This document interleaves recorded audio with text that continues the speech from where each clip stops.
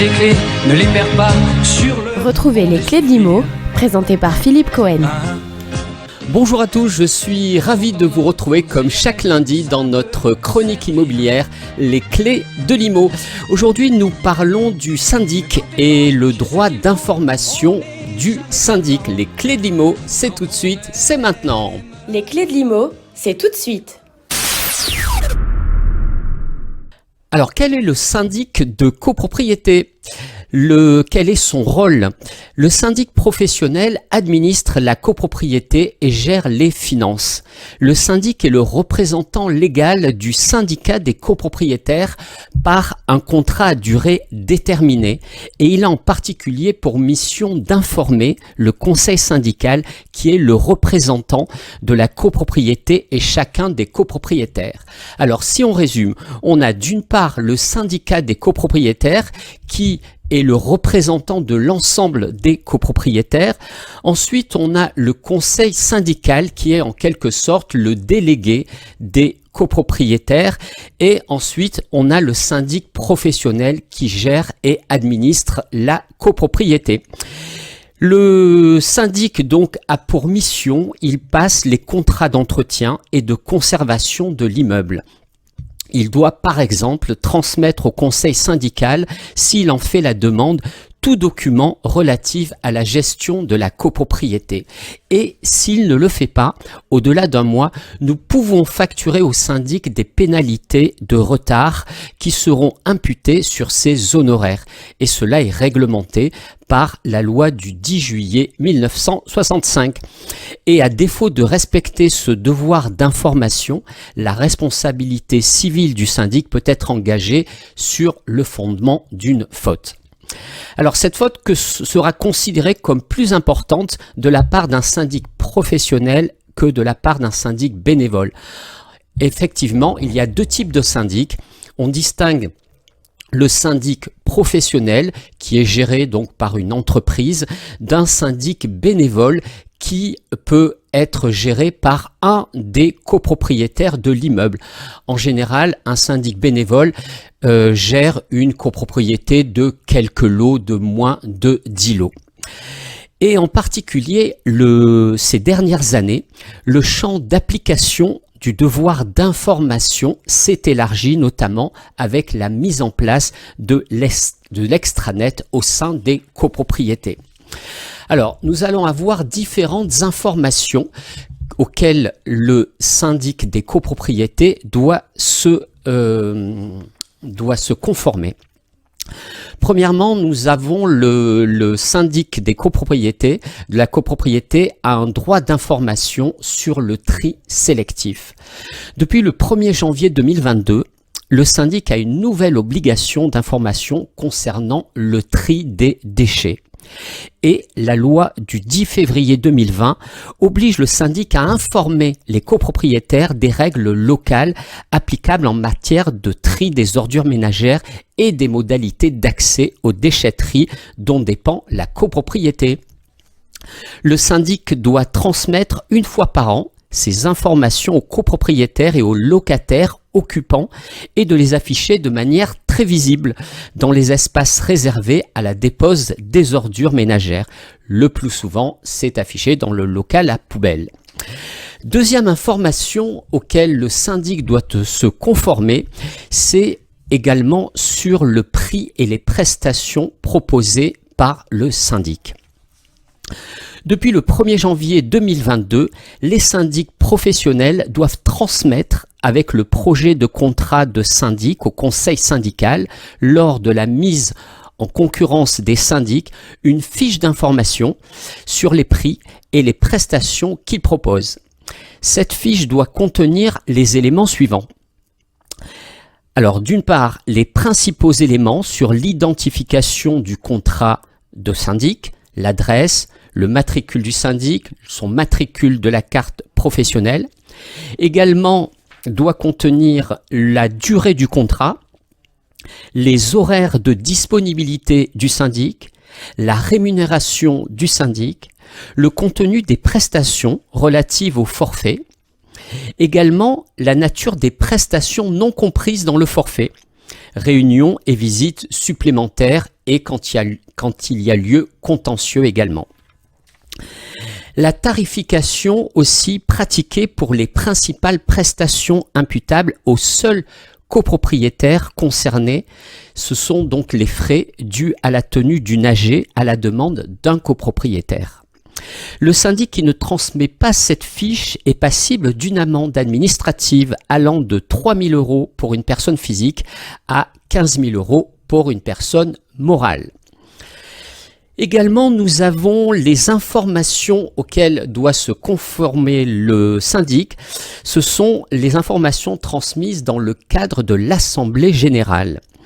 Depuis le 1er juin 2020, tout copropriétaire peut désormais, à ses frais, solliciter la convocation et la tenue d'une assemblée générale pour faire inscrire à l'ordre du jour une ou plusieurs questions qui concernent ses droits et obligations personnelles.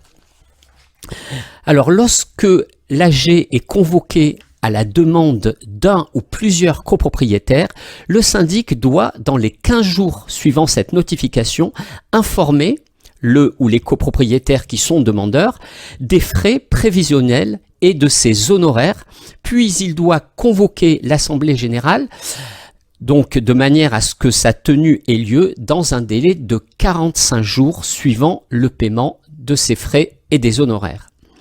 Ça, c'est assez nouveau. Depuis le 4 juillet 2020, également, le syndic doit indiquer par voie d'affichage aux copropriétaires la date de la prochaine Assemblée générale dans un délai raisonnable afin de leur offrir la possibilité de rajouter l'inscription d'une ou plusieurs questions à l'ordre du jour.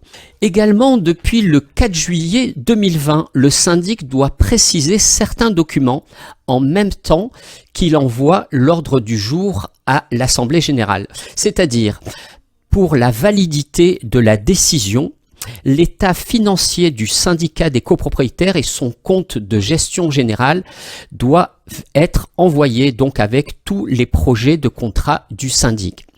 Également, ce qui doit être envoyé donc en même temps que l'ordre du jour de l'Assemblée générale pour l'information des copropriétaires, c'est l'état détaillé des sommes perçues par le syndic au titre de sa rémunération, l'avis rendu par le conseil syndical lorsque sa consultation est obligatoire. Également, si la copropriété est dotée d'un extranet, les documents peuvent être mis à disposition dans un espace réservé et la convocation à l'Assemblée générale doit préciser que les documents sont disponibles dans cet extranet.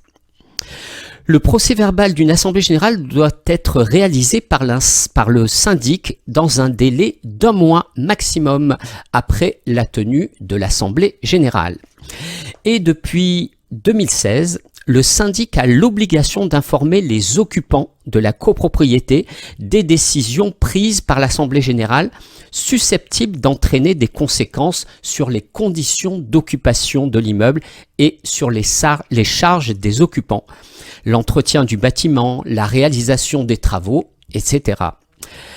Et à l'issue de l'assemblée générale, le syndic a 3 mois pour informer la copropriété de ses décisions par courrier ou affichage par n'importe quel moyen pendant au moins 1 mois dans un lieu de passage. À présent, les informations qui sont aussi dues par le syndic, ce sont des informations par transmission électronique.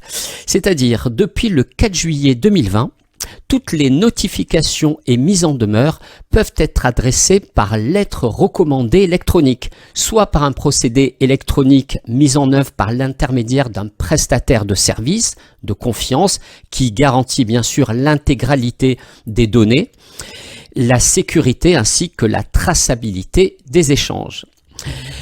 Également, en termes d'informations que doit fournir le syndic, ce sont les informations concernant la vente d'un lot de copropriété. Lorsqu'un copropriétaire vend son lot, donc vend son appartement, le syndic a un devoir d'information à l'égard de l'acquéreur, puisqu'il doit fournir au notaire chargé de la vente un état daté. Qu'est-ce que l'état daté? L'état daté, c'est un document obligatoire qui contient plusieurs informations.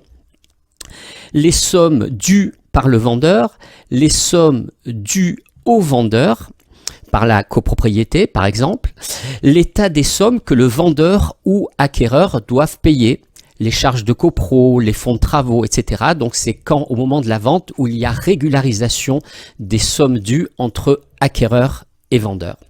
Et cet état doit être précis et la responsabilité du syndic est engagée lors de la rédaction de cet état daté.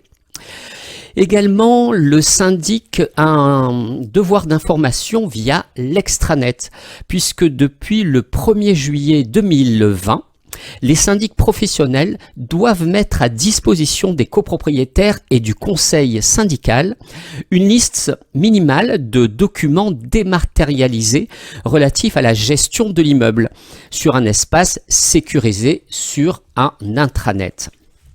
Sur un extranet, pardon. Et l'extranet permet un accès facile et rapide et sécurisé à ces documents importants sur le site du syndic. Ces documents doivent être imprimables et téléchargeables. Alors, le conseil syndical et les copropriétaires doivent pouvoir accéder à cet extranet par un code personnel sécurisé garantissant l'identification. C'est-à-dire donc qu'on pourra avoir accès via cet extranet au règlement de copro, au diagnostic technique des parties communes, contrat d'assurance, etc., etc. Et pour ce qui concerne les documents d'un copropriétaire en particulier, sont les appels de fonds des 3 dernières années où seul, bien sûr, le copropriétaire pourra avoir accès. Et l'Assemblée générale reste libre tout de même de décider d'instituer ou de ne pas instituer cet extranet par un vote à la majorité absolue. Également, donc, en termes d'informations que le syndic doit pouvoir fournir, ce sont les informations sur la consommation individuelle d'énergie.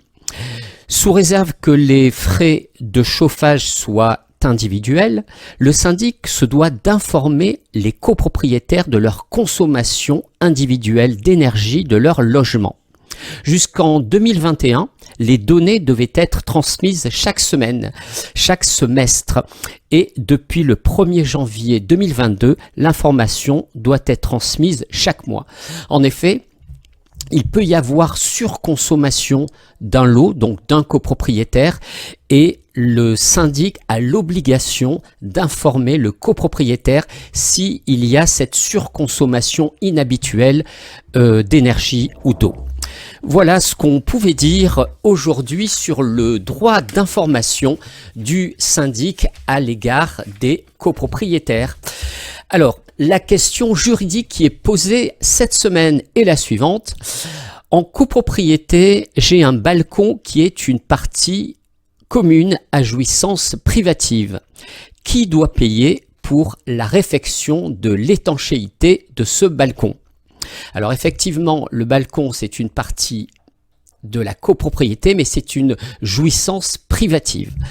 Donc, si une partie de l'immeuble est une partie commune à jouissance privative, donc c'est exactement le cas, le copropriétaire doit assurer l'entretien de cette partie, mais c'est la copropriété qui doit prendre en charge les dépenses qui ne relèvent pas de l'entretien. Donc, sauf si le défaut d'étanchéité est le résultat d'un défaut d'entretien, dans ce cas, c'est donc le syndicat des copropriétaires qui prendra en charge la réfection de l'étanchéité de ce balcon, donc qui est considéré comme une partie commune de l'immeuble. Voilà, je vous remercie à toutes et à tous de votre écoute pour cette chronique. Je vous donne rendez-vous à la semaine prochaine. La semaine prochaine, nous parlerons toujours du syndic et nous parlerons du syndic et des travaux de copropriété. Voilà, je vous souhaite une très belle semaine. Je vous donne rendez-vous à la semaine prochaine, même jour, même heure et toujours de bonne humeur. Voici les clés, ne les perds pas sur le... Retrouvez les clés de l'IMO, présentées par Philippe Cohen.